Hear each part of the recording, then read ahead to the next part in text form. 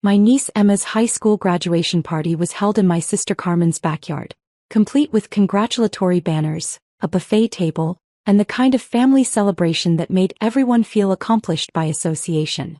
At 35, I was the oldest person there without children or a traditional career, and my family never let me forget it. "Look at our beautiful graduate," Carmen announced to the assembled relatives, her arm around Emma's shoulders. 18 years old and already accepted to business school. She understands the importance of practical education, unlike some people who treat school like a permanent residence. The pointed comment wasn't subtle. I stood near the dessert table holding a plate of cake and watching Carmen hold court about the virtues of finishing education quickly and getting on with real life. "Aunt Isabella is still in school," Emma said with the casual cruelty of teenagers. "She's like 35 and still studying. Isn't that weird?" The family guests chuckled knowingly while I took a bite of graduation cake. My current enrollment in a postdoctoral research program was consistently framed as an inability to grow up rather than advanced medical research. "Some people are eternal students," my brother-in-law Miguel explained to Emma's friends. "They're so afraid of the real world that they hide in universities forever." Isabella's been in school for 15 years now. I'd actually been in various forms of medical education and research for 17 years. But correcting him would only reinforce their perception that I was obsessed with technicalities. My family saw my MD, PhD and current research fellowship as evidence of my inability to function in the adult world. "It's not natural," my Aunt Rosa declared, fanning herself with a paper plate. "At 35, a woman should have children, a husband, a real career.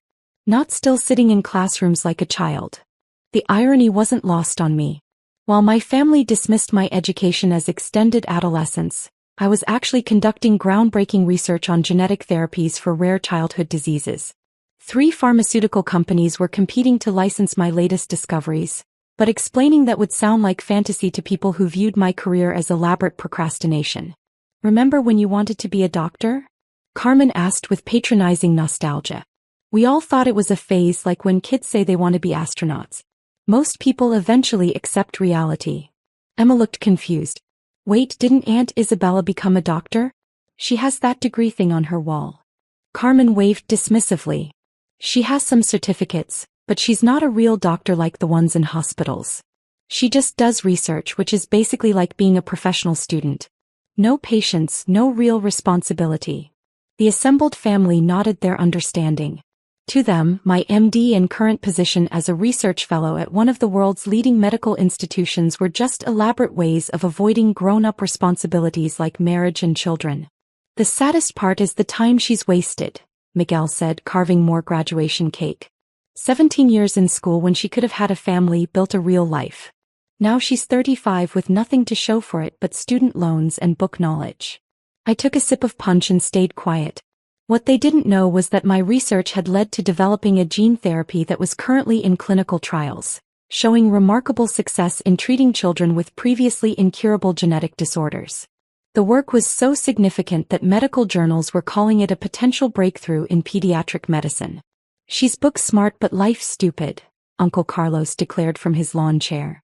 "All that education but she can't even keep a boyfriend. Men don't want to date women who think they're smarter than everyone else." The guests murmured agreement while I thought about the families who'd written to thank me for my research, parents whose children were participating in the clinical trials and showing improvement for the first time in their lives. But to my family, helping sick children was less important than having children of my own. "What's your plan anyway?" Emma asked with genuine curiosity. "Are you going to be in school until you're 40? When do you start your actual life?" Carmen laughed. "That's the problem with people like your aunt. They're so afraid of real-world failure that they hide in academic safety nets forever. School has grades and clear rules, but life requires actual decisions." I watched this analysis of my choices while thinking about the call I'd received last week from the Nobel Committee. They'd asked me to keep the information confidential until the official announcement, which was scheduled for this morning. Stockholm had confirmed that my gene therapy research was being recognized with this year's Nobel Prize in Physiology or Medicine. "She needs to find a husband and have children before it's too late," Aunt Rosa said with authority. "All that book learning won't keep her warm at night or take care of her when she's old." The conversation was interrupted by my phone ringing loudly from my purse. The caller ID showed an international number I recognized but hadn't expected. Are you going to answer that? Carmen asked with annoyance. We're trying to celebrate Emma's graduation, not deal with your school emergencies. I reluctantly picked up, seeing the Swedish country code. Hello. Dr. Martinez? The voice was formal with a distinct Swedish accent. This is Professor Erik Lundberg from the Nobel Committee in Stockholm. I hope we're not interrupting anything important. The backyard fell completely silent. Every conversation stopped as the word, Nobel, echoed across Carmen's patio. The Nobel Committee? I said, putting the call on speaker without thinking. Yes, we're calling with extraordinary news. The Nobel Assembly has selected you as this year's recipient of the Nobel Prize in Physiology or Medicine for your groundbreaking work in genetic therapy for pediatric diseases. Carmen's champagne glass slipped from her hand, shattering on the concrete patio. Your research has revolutionized treatment for children with previously incurable genetic disorders, Professor Lundberg continued. The clinical trials using your gene therapy protocols have achieved remission rates of 97%, results the medical community previously thought impossible. Emma was staring at me like I'd grown a second head. Aunt Isabella, did they just say Nobel Prize? The ceremony will be held in Stockholm in December, the professor explained. His Majesty the King of Sweden will present the award, along with the 10 million Swedish kronor prize. Your work represents one of the most significant medical breakthroughs of the decade. Miguel had gone completely pale. 10 million, what? Swedish kronor, I said quietly. About 1.2 million US dollars. Uncle Carlos was frantically Googling on his phone. Holy shit, Isabella's on the Nobel Prize website. It says here she's developed a cure for genetic diseases that affect children. Language, Aunt Rosa scolded automatically, but she was staring at my phone like it might explode. We're particularly impressed by your dedication to pediatric applications, Professor Lundberg continued. Your research has given hope to families worldwide who were told their children had no treatment options. The backyard remained silent except for the sound of Uncle Carlos reading Nobel Prize citations aloud from his phone. Finally, Carmen found her voice. Isabella, is this real? Are you actually winning a Nobel Prize? The announcement was made public an hour ago, I confirmed. Stockholm time is 7 hours ahead. Emma was scrolling through her phone with shaking hands. Aunt Isabella's trending on Twitter. There are articles everywhere calling her the doctor who cured the incurable. The family stood frozen as the magnitude of what they just witnessed sank in. The same people who'd spent the afternoon explaining my extended adolescence were now learning that I'd won the world's most prestigious scientific award. Why didn't you tell us you were working on something so important? Carmen asked, her voice barely a whisper. I tried to, I said quietly. Every time I mentioned my research, you told me to stop hiding in school and get a real job. Miguel was still staring at his phone where news articles about my Nobel Prize were loading. It says here you've saved hundreds of children's lives. Isabella, we had no idea. The research was always about helping sick children, I said.